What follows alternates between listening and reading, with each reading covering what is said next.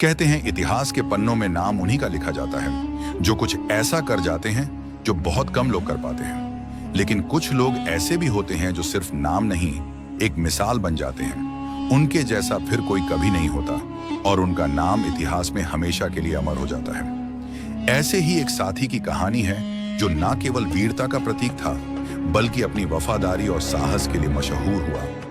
यह साथी इंसान नहीं बल्कि महाराणा प्रताप का अद्वितीय घोड़ा चेतक था। यूं तो कह सकते हैं कि चेतक महज एक घोड़ा था, लेकिन ऐसा कहना उसकी वीरता के साथ अन्याय होगा। चेतक ने वह कर दिखाया जो आज भी इतिहास के पन्नों में सुनहरे अक्षरों में लिखा गया है। यही कारण है कि श्याम नारायण पांडेय जैसे महान कवि ने भी उसकी तारीफ में ये पंक्तियां लिखी हैं। रणबीच चौकड़ी भर भर कर चेतक बन गया, निराला था राणा प्रताप के घोड़े से पड़ गया, हवा का पाला था। वो आगे लिखते हैं कि आगे नदियां पड़ी अपार, घोड़ा कैसे उतरे पार। राणा ने सोचा इस पार, तब तक चेतक था उस पार। चलिए आज के इस वीडियो में महाराणा के इस वफादार घोड़े के बारे में स्टार्टिंग से जानते हैं। तो कहानी शुरू होती है जब गुजरात की तप धूप में रेगिस्तानी मैदानों से एक घोड़ा व्यापारी महाराणा प्रताप के दरबार में आया। उसके पास 3 अनोखी काठियावाड़ी नस्ल के घोड़े थे जिसका नाम वो चेतक, त्राटक और अटक बोलता था। व्यापारी ने अपने तीनों घोड़ों पर गर्व करते हुए कहा, महाराज ये घोड़े अद्वितीय हैं, वफादारी और ताकत में सबसे ऊपर आपके जैसे वीर राजा के लिए यह अनमोल साथी बन सकते हैं। महाराणा प्रताप ने शांत होकर कहा, यह तो मैं मानूंगा ही नहीं जब तक खुद ना देख लो। दिखाओ ये घोड़े वफादार और बहादुर कैसे हैं। व्यापारी ने मुस्कुराते हुए अटक को चुना, उसके पैरों को मोटी रस्सियों से बांध दिया ताकि वह हिल भी ना सके और कुछ दूर जाकर एक अजीब तेज आवाज निकाली। आवाज सुनते ही अटक की आंखों में ज्वाला जल उठी। उसे ऐसा लगा जैसे उसका मालिक संकट में हो। वह अपने मालिक की आवाज सुनकर जैसे पागल हो गया था। उसने पूरी ताकत से रस्सियां तोड़ने की कोशिश की, मगर रस्सियां टूटने के बजाय उसके पैर ही शरीर से अलग हो गए और खून बहने लगा। पर अटक अपने स्वामी तक पहुंचने का प्रयास करता रहा, तब तक जब तक उसकी आंखें हमेशा के लिए बंद नहीं हो गई। महाराणा प्रताप इस दृश्य को देख स्तब्ध रह गए। उन्होंने अपने जीवन में ऐसा अद्वितीय साहस और वफादार घोड़ा कभी नहीं देखा था। इस अविश्वसनीय दृश्य के बाद महाराणा प्रताप ने तुरंत व्यापारी से चेतक और त्राटक दोनों घोड़ों को खरीद लिए। तभी दरबार में खड़े महाराणा के छोटे सौतेले भाई शक्ति सिंह की भी नजरें उन घोड़ों पर टिकी थीं। उनके मन में भी एक वफादार घोड़े रखने की इच्छा थी। महाराणा प्रताप अपने छोटे भाई की इच्छा समझते हुए चेतक को अपने पास रख लिया और त्राटक को उपहार स्वरूप शक्ति सिंह को दे दिया। धीरे धीरे चेतक महाराणा प्रताप का सबसे प्रिय साथी बन गया था। किसी ने ठीक ही कहा है कि अगर आप शेर के साथ रहोगे तो आप भी शेर की तरह बहादुर और शक्तिशाली बन जाओगे। चेतक भी महाराणा प्रताप के साथ रहकर धीरे धीरे उन्हीं की तरह शक्तिमान, तेज और महाबली बन गया था। वह महाराणा को पहाड़ों और घने जंगलों में इस तरह ले जाता मानो हवा से बात कर रहा हो। उसकी चाल में इतनी तेजी थी कि दुश्मन उसे पकड़ ही नहीं पाते। महाराणा भी चेतक को अपने पुत्र के समान मानने लगे और चेतक भी महाराणा के प्रति अटूट निष्ठा और प्रेम दिखाने लगा।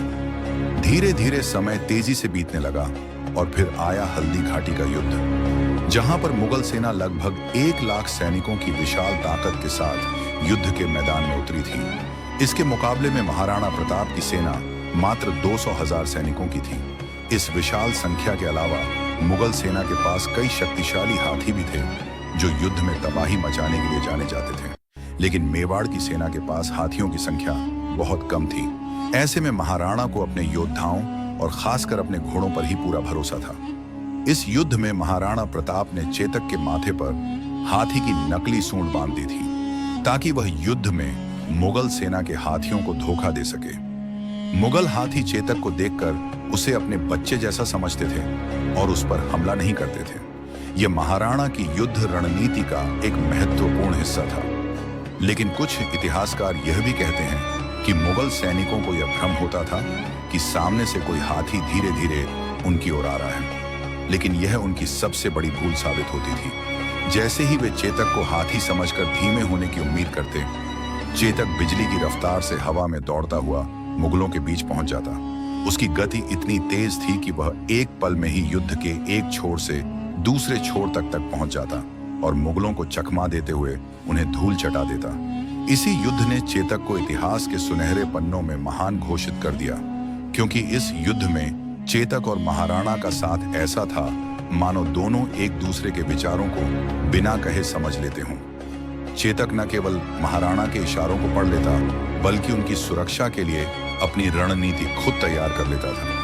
इस युद्ध के मैदान में महाराणा ने अगला कदम सोचा भी नहीं होता। चेतक पहले ही उसका अंदाजा लगाकर उसे पूरा करने के लिए तैयार रहता था। चेतक की ताकत और सहन शक्ति की अंदाज आप इससे लगा सकते हो कि वह महाराणा प्रताप के साथ 81 किलो का भाला, 72 किलो का छाती का कवच, 25-25 किलो की 2 तलवारें और खुद महाराणा का 110 किलो का वजन लेकर युद्ध भूमि में ऐसे दौड़ता मानो हवा को भी मात दे रहा हो। उसकी गति इतनी तेज थी कि दुश्मन उसकी चाल को पकड़ ही नहीं पाते थे। एक पल में वह एक ओर होता और अगले ही पल दुश्मनों के घेरे को चीरता हुआ दूसरी ओर पहुंच जाता। इस युद्ध में मानो चेतक आग उगल रहा था। तभी महाराणा प्रताप ने उसकी लगाम खींचते हुए कहा, चेतक, आज हमें उस मानसिंह तक पहुंचना है। मैं यहां बता दूं कि मानसिंह इस युद्ध में मुगलों के सेनापति था। वह भी एक राजपूत था जिसके बुआ या आमेर के शहजादी हरकाबाई से अकबर ने शादी कर लिया था।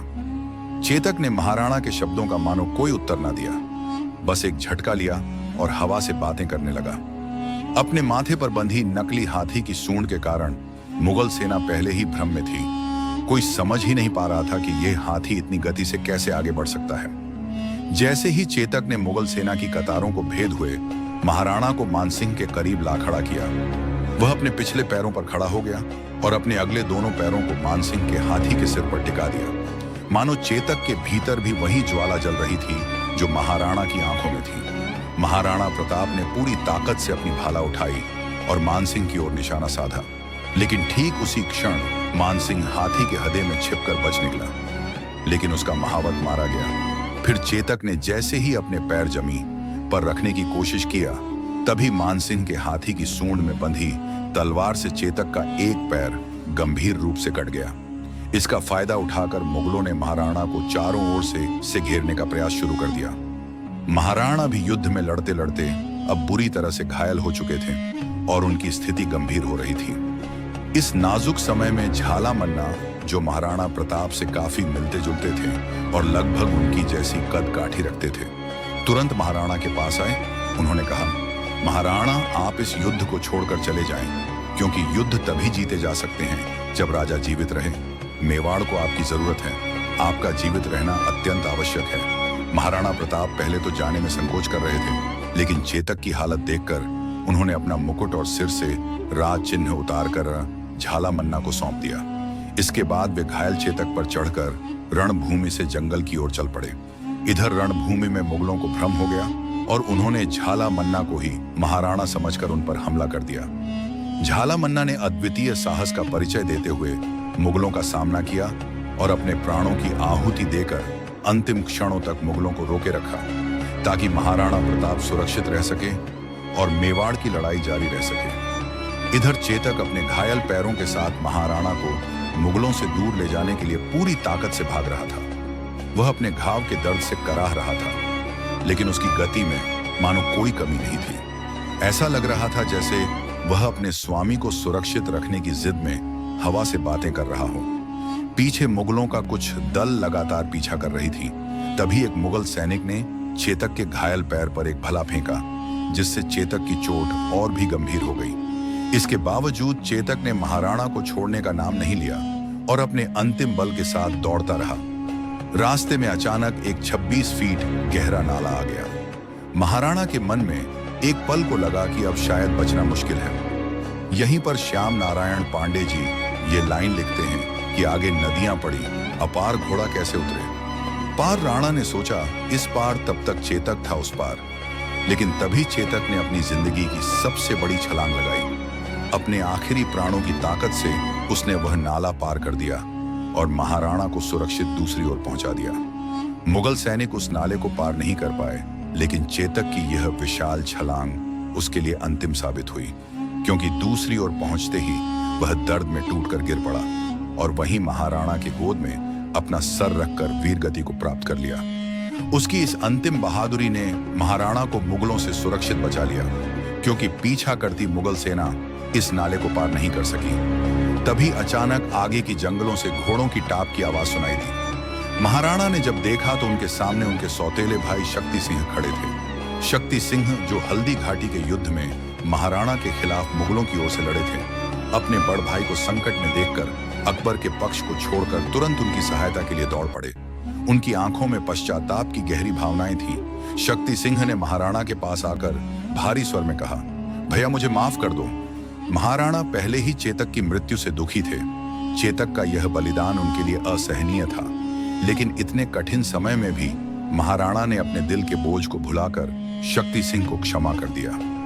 इस भावुक क्षण के बाद शक्ति सिंह ने महाराणा को अपना घोड़ा त्राटक दे दिया। जैसा कि मैं बताया था, त्राटक को महाराणा ने ही शक्ति सिंह को दिया था। फिर दोनों मिलकर चेतक की वही अंतिम संस्कार किए और उसके बाद महाराणा त्राटक पर बैठकर जंगल की ओर निकल गए। उम्मीद है चेतक की यह बलिदान की कहानी आपको पसंद आया होगा। अगर आप महाराणा प्रताप के बचपन के बारे में जानने में इंटरेस्टेड हो तो आप इस वाले वीडियो को जरूर देखें। चलिए फिर मिलते हैं ऐसे ही वीर लोगों की एक और कहानी के साथ। तब तक के लिए गुड बाय।